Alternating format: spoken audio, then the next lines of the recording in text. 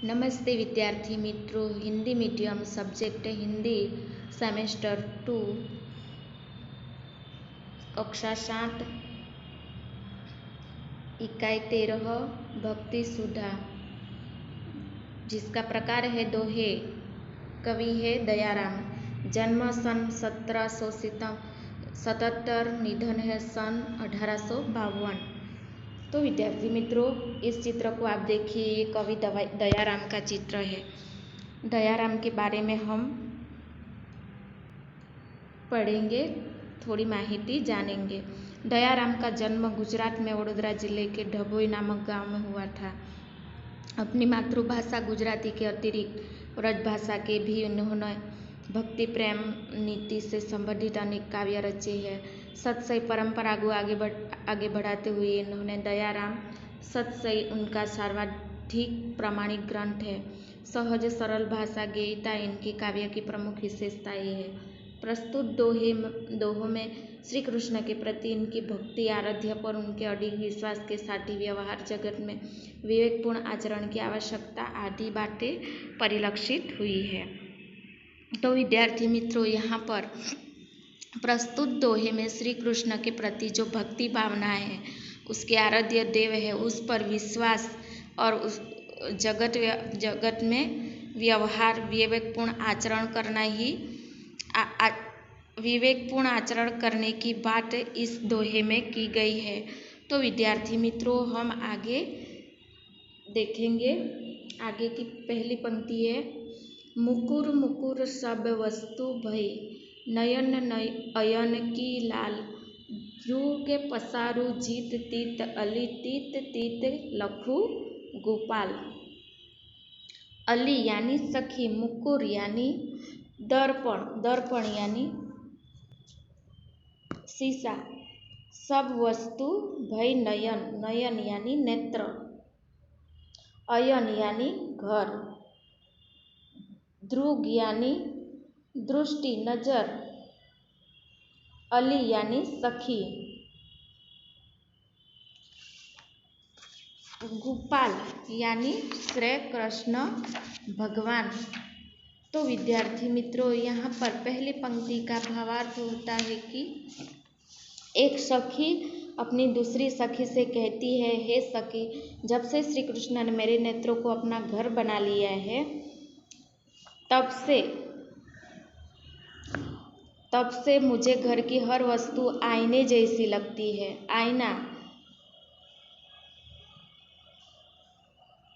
आईने जैसी लगती है। मैं जहाँ जहाँ अपनी दृष्टि नज़र फैलाती हूँ, वहाँ वहाँ मुझे गोपाल के ही दर्शन होते हैं। गोपाल यानी श्री कृष्ण, तो उसके ही दर्शन होते हैं।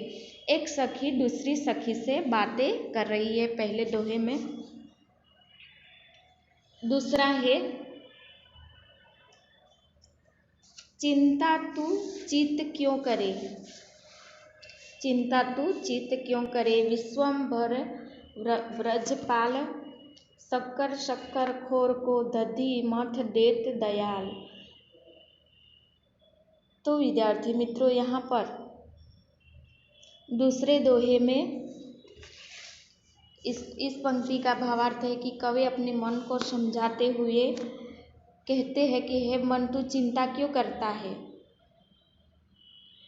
अपने मन को समझाते हुए कवि कहते हैं कि हे मन, तू चिंता क्यों करता है। भगवान श्री कृष्ण स्वयं व्रज का पालन करने के लिए बैठे हैं। भगवान श्री कृष्ण है, वह स्वयं व्रज का पालन करने के लिए बैठे हैं। श्री कृष्ण इतने दयालु है।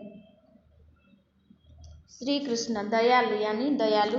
श्री कृष्ण इतने दयालु है कि शक्कर खाने वाले को शक्कर देते हैं तथा लोगों को दही भी मथ देते हैं, और लोगों को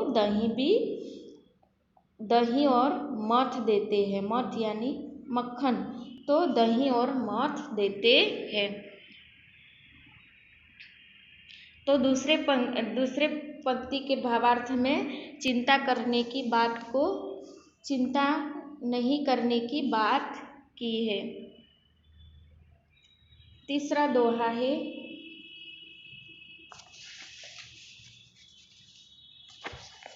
डारियों में मोह भो जल्दी हरी अजा उपल बंदी पाई दारू कर दी नाऊ नीच तया न बुरियो जाय। तीसरे दोहे में कवि कहते हैं, श्री कृष्ण ने मेरे पैरों में माया मोह रूपी पत्थर बांधकर मुझे भव सागर में डाल दिया है। उपल यानी पत्थर, जल्दी यानी समुद्र सागर। तो पहली पंक्ति में कहा गया है कि श्री कृष्ण ने मेरे पैरों में मोह रूपी माया रूपी पत्थर बांधकर मुझे भव सागर में डाल दिया है। उन्होंने इस भव सागर को पार करने के लिए अपने नाम की एक लकड़ी मेरे हाथ पकड़ा दी है। मुझसे न तो यह भव सागर पार किया जा रहा है और न ही इसमें डूबा जा रहा है। मुझसे तो यह भव सागर नहीं पार किया जा रहा है और इसमें नहीं डूबा जा रहा है। चौथी पंक्ति है, राज रूपल रसाल सुख समझत मो नैन पे नैन न बैन है नैन को नैन नहीं है बैन। नैन यानी नेत्र। तो चौथी पंक्ति का भावार्थ इस प्रकार है, रूप रसाल यानी रूप सौंदर्य का सुख तो केवल नेत्र ही अनुभव करते हैं, इसलिए वे ही इसका सही वर्णन कर सकते हैं। नैन ही उसका सही वर्णन कर सकते हैं, यानी आंखें ही हमारी इसका सही वर्णन कर सकती है। दुर्भाग्य से सुख का वर्णन करने के लिए नेत्र के पास वाणी ही है नहीं है और जिससे उस सौंदर्य का वर्णन होना उस वाणी के पास नेत्र नहीं है। यानी कि चौथी पंक्ति का भावार्थी इस प्रकार है कि रूप सौंदर्य का सुख तो केवल नेत्र ही अनुभव करते हैं, इसलिए वे ही उसका सही वर्णन कर सकते हैं। दुर्भाग्य से उस सुख का वर्णन करने के लिए नेत्रों के पास वाणी नहीं है और जिससे उस सौंदर्य का वर्णन होना है उस वाणी के पास नेत्र नहीं है। आगे देखते हैं पांचवी पंक्ति, कथनी यानी बातें।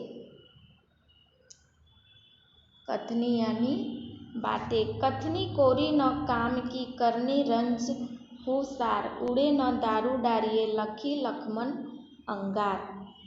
केवल कथनी यानी बातें। तो केवल बातें, बड़ी बड़ी बातें करना कोई महत्व नहीं रखता। महत्व तो कर्म का होता है। किसका होता है? कर्म का। करनी यानी कर्म। केवल बड़ी बड़ी बातें करना कोई महत्व नहीं रखता, महत्व तो कर्म का होता है। कार्य थोड़ा सा भी हो तो उसका महत्व होता है। लाखों मन आग देखकर उसमें और अधिक लकड़ी डालना उचित नहीं है। लाखों मन आग देखकर उसमें अधिक लकड़ी डालना उचित नहीं है। जहाँ आग ज़्यादा हो रही हो तो उसमें ज़्यादा लकड़ी डालने की कोई ज़रूरत नहीं है।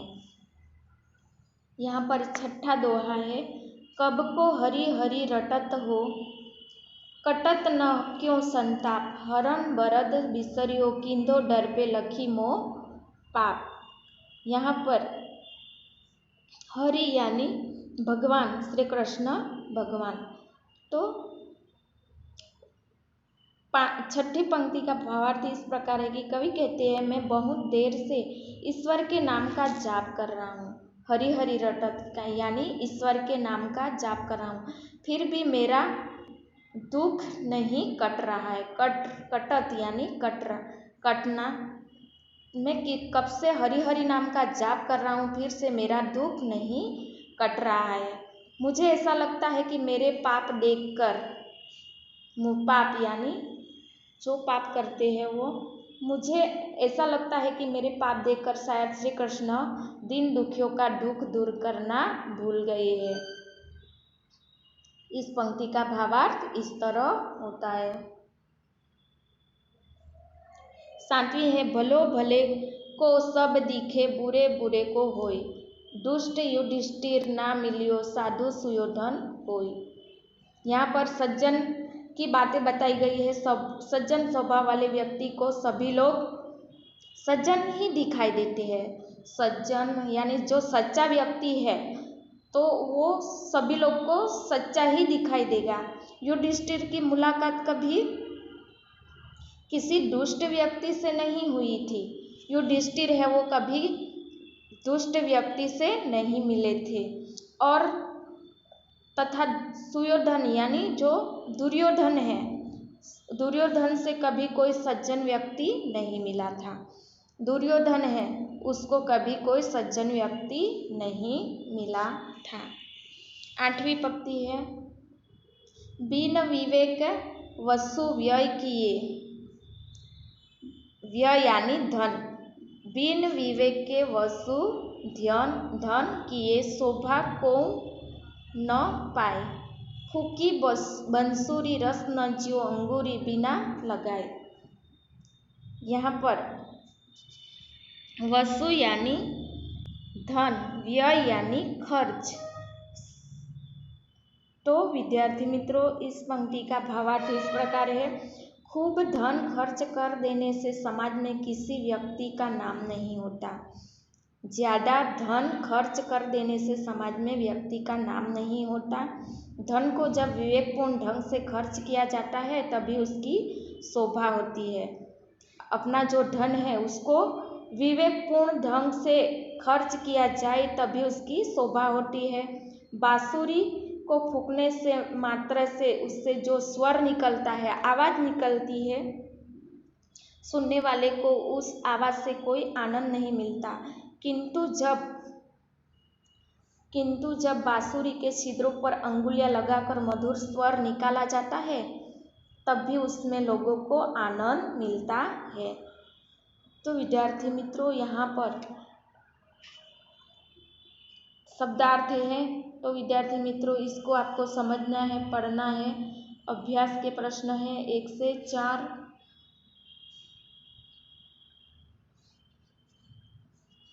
इसको आपको समझकर हिंदी की कॉपी में लिखना है। स्वाध्याय के प्रश्न है 1 से 5, वो भी आपको लिखना है। प्रश्न 2 में पंक्तियों का भावार्थ स्पष्ट करके समझाना है। प्रश्न 3 में पर्यायवाची शब्द लिखना है। प्रश्न 4 में विचार विस्तार। कठिनी कोरी न काम की करनी रंच हुसार। दूसरा है बिन विवेक वसु व्यय किए शोभा को न पाओ। ये 2 वाक्य विचार विस्तार है, इसको आपको समझाकर लिखना है, हिंदी की कॉपी में लिख देना है।